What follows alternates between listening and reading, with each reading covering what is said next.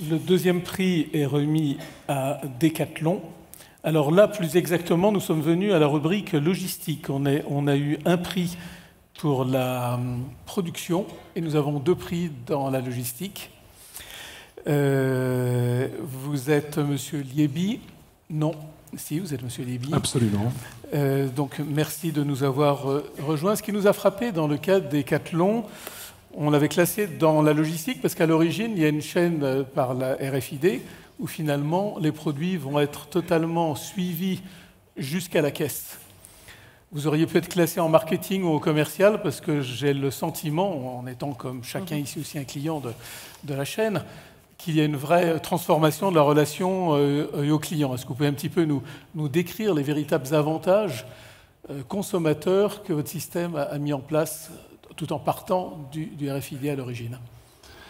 D'abord, merci pour la remise de ce prix. Nous en sommes très honorés. Decathlon est plus connu au travers de ces magasins que fréquentent beaucoup de Français, beaucoup de gens dans le monde.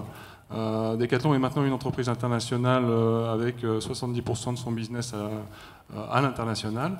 Et donc, nous avons la particularité d'avoir intégré notre propre logistique et notre propre production dans le fonctionnement de l'entreprise.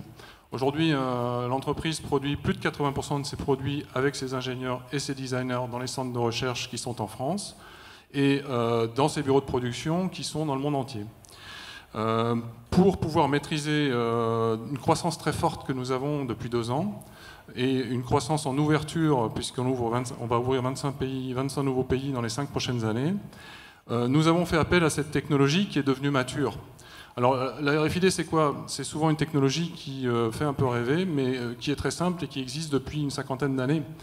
La seule différence, c'est que depuis quelques années, l'accessibilité de cette technologie, notamment au travers de SoftTag, nous permet de tracer nos produits en passant du monde du code-barre au code-barre électronique. La RFID, c'est quoi? C'est une méthode de mémorisation et de détection des données à distance. Donc pour cela, avec des étiquettes radiofréquences, si je parle français, si je parle plutôt dans le langage commun de la RFID, je vais dire des tags, et notamment des chips, des puces dans lesquelles il y a un code électronique unique qui peut être adjoint à chaque produit. Donc vous imaginez qu'en lisant à distance, bien sûr, ce code électronique, on enregistre une donnée et on peut modifier un certain nombre de process dans l'entreprise au niveau logistique. L'exemple concret, c'est très simple. Pour faire un inventaire d'un carton en logistique, il faut sortir tous les produits et les compter. Avec la radiofréquence identification, il suffit de passer une raquette ou de le mettre dans un trolley et on a instantanément la lecture du nombre d'articles qu'on a et leur identité.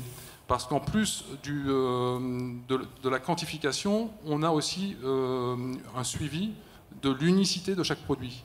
Donc, quelque part, c'est un petit peu la phrase de Lamartine, « Objet inanimé, avez-vous donc une âme ?»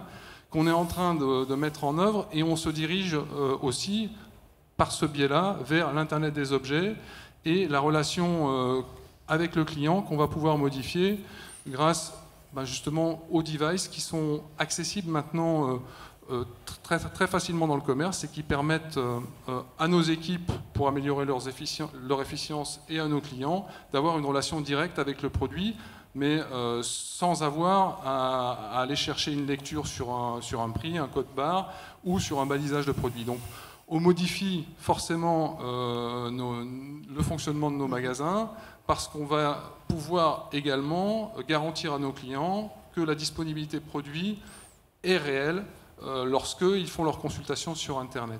Donc c'est un projet sur lequel je pourrais parler des heures. J'y ai participé pendant 5 ans. Une équipe pluridisciplinaire comme dans toutes les entreprises qui ont été lauréates aujourd'hui, évidemment, avec des experts, surtout aussi des personnes intégrées, des opérateurs, des gens qui travaillent sur le terrain et qui ont validé tous les process qu'on a fait évoluer avec ces technologies. Bravo.